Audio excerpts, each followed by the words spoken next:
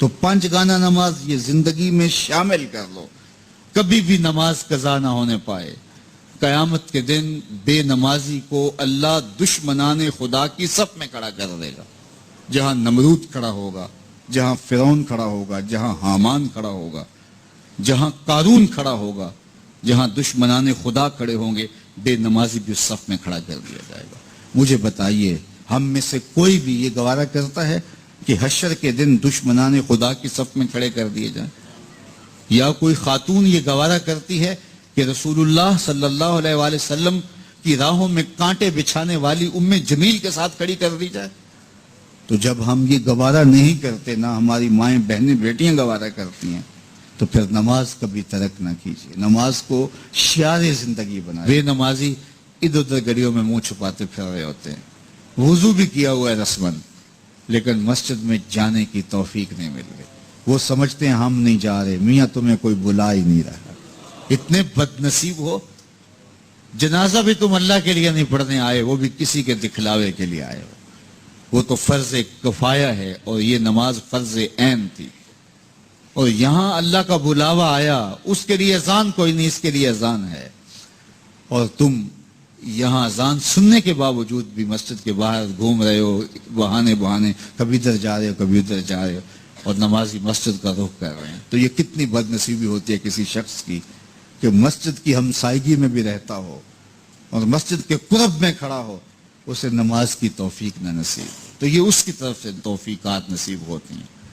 میں ایک بات سنایا کرتا ہوں کہ لاہور جب بڑی چہل پہل ہوا کرتی تھی ہمارے ریلوے اسٹیشن پہ، تو بہت سارے لوگ ریلوے کے ذریعے آیا کرتے تھے، تو وہاں کلیوں کی قطاریں ہوا کرتی تھی۔ ایک بوڑھا کلی، ٹرین کا وقت ایسا تھا کہ وہ رکی آ کے، تو اس نے کسی کا سامان اٹھایا، تو میکلوڈ روڈ پہ جانا تھا، تو راستے میں نوری مسجد پڑتی ہے، تو اس نے کہا قریب آ کے کہ بابو جی میری نماز عصر رہتی ہے، تو ذرا 2 منٹ کے لیے رکیے، میں نماز پڑھ لوں۔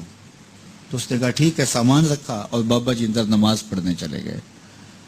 نماز ذرا اعتدال کے ساتھ پڑھتے تھے، رکوع و سجود اچھے طریقے سے کرتے تھے، اور یہ بار بار ٹائم دیکھتا ہے اور کبھی اندر جھانکتا ہے، تو بابا جی ابھی رکوع میں ہیں، کبھی سجدے میں ہیں، کبھی قیام میں ہیں۔ یہ کہتا ہے کہ میں مصیبت میں پھنس گیا کہ بابا جی نماز نہیں چھوڑ رہے۔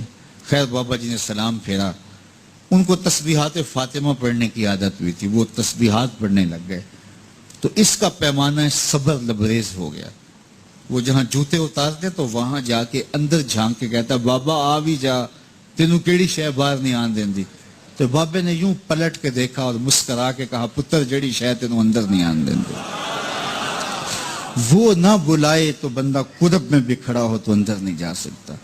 اللہ سے توفیق مانگو کہ ہماری نسلوں میں بھی کوئی بے نمازی نہ ہو، 5 گانا نماز کی عادت زندگی میں رچ بس جائے، ہماری اولادیں بھی رب کے حضور سجدہ ریز ہونے والی ہیں۔